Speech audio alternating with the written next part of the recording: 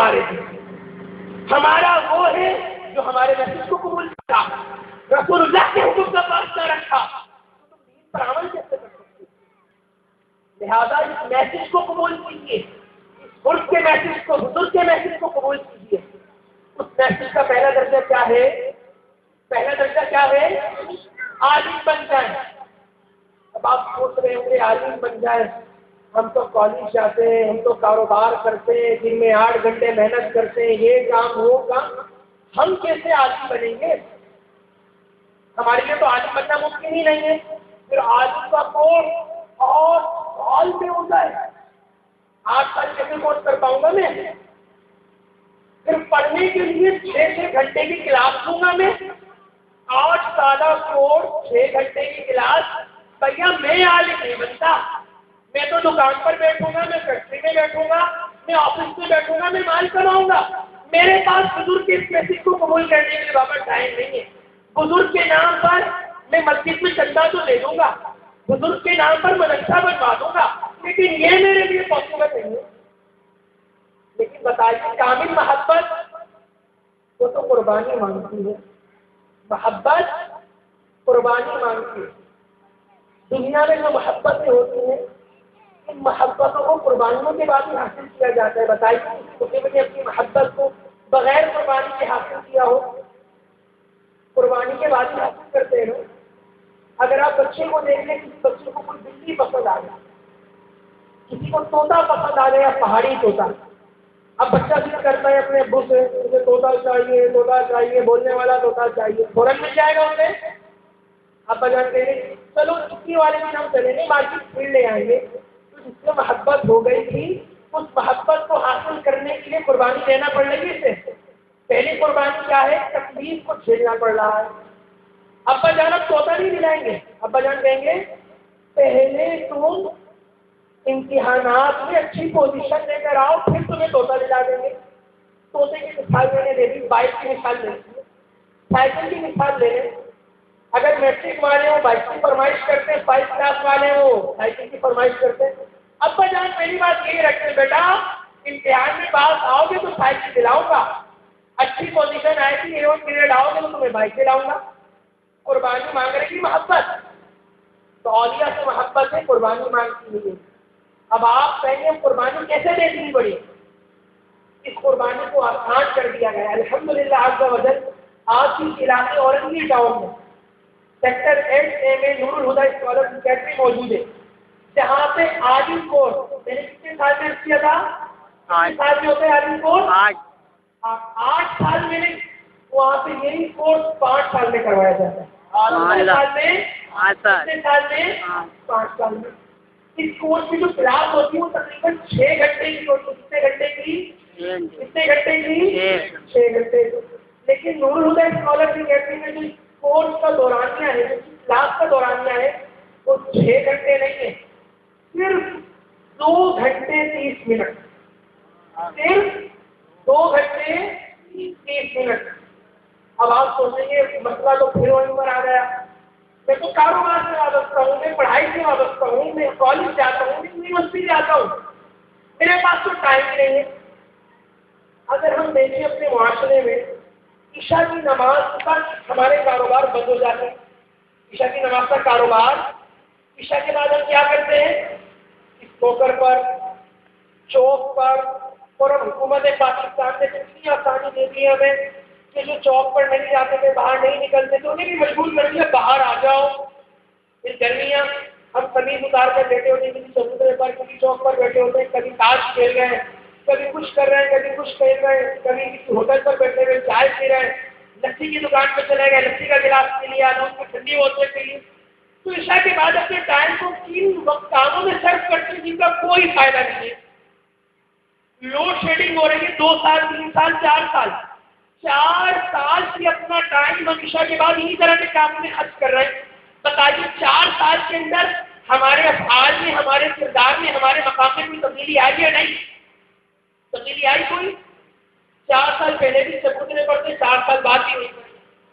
اور اگر اپنے وقت کو اچھے کاموں میں نہ لگایا، 4 سال نہیں 20 سال بعد بھی ہم یہیں پر ہی ملیں گے، اس سے آگے نہیں بڑھ سکتے۔ لیکن بزرگوں کی تعلیم کیا ہے؟ عالم بن جاؤ. اب آپ یہاں نہیں رہ پائیں گے. اب آپ کہیں گے مسئلہ پھر وہیں پر آ گیا. 6 گھنٹے میں ہم کیسے پڑھ پائیں گے؟ درود پاک پڑھ لیں.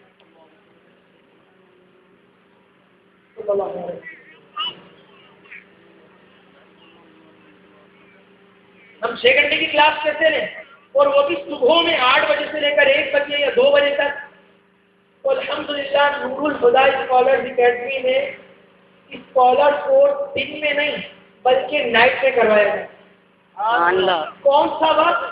جس وقت میں ہم مسلمان اور ہماری نوجوان نسل بیکار کاموں میں لگی ہوتی. جو بھائی یہاں پر بیٹھے ہیں یا جو باہر کھڑے ہیں وہ بھی توجہ کیجیے گا. جو کام ہم بیکار، جو وقت ہم بیکار کاموں میں خرچ کر رہے ہیں 2.5 گھنٹے 3 گھنٹے، وہ 2.5 سے 3 گھنٹے جو بیکار ہے آپ نور الہدیٰ میں لگا دیجیے. نور الہدیٰ میں 5 سال آپ کے ٹائم لگائیں اور 5 سال کے بعد آپ اپنی ویلیو دیکھیے. اللہ تبارک و تعالیٰ آپ کو کس مقام پر پہنچا دے گا. دنیا میں جو مقام ملے گا جس پہ کلام نہیں کرتا، کیونکہ دنیا مقصود نہیں ہے. آخرت میں کیا مقام ملے گا وہ اچھا کرتا ہوں اور اس کے بعد بیان کا اختتام کیا. آخرت میں کیا مقام ملے گا؟ میدان معاشر میں علماء آئیں گے، سب جگہ وہاں پر لوگوں کا حساب ہوگا. لوگ جنت میں جا رہے ہیں. علماء کرام یہ بھی جنت کی طرف بڑھیں گے، ان کو روک لیا جائے گا. علماء عرض کریں گے یا رب العالمین، لوگوں کا حساب ہو رہا ہے، وہ جنت میں جا رہے ہیں، ہمیں کیوں روکا گیا ہے؟ اللہ فرمائے گا ایک گروہ علماء تمہیں عذاب دینے کے لیے نہیں روکا. ایک گروہ علماء آج تم میرے نزدیک فرشتوں کی مانند ہو، تم شفاعت کرو، میں تمہاری شفاعت کو قبول کروں گا. پھر علماء شفاعت کریں گے. اگر سے تم جن کی شفاعت کرو ان کی تعداد آسمان کے تاروں کے برابر بھی کیوں نہ ہو، میں ان تمام کے تمام کو داخل جنت کر دوں گا. پھر لوگ آ کر اپنے کام بتائیں گے، حضرت وہ میں نے آپ کو پانی پلایا تھا، پلیز میری شفاعت کر دیجیے، مجھے بھی جنت میں لے چلے. حضرت میں نے آپ کو وہ کام کیا تھا، مجھے بھی شفاعت کر دیں، مجھے بھی جنت میں لے چلے.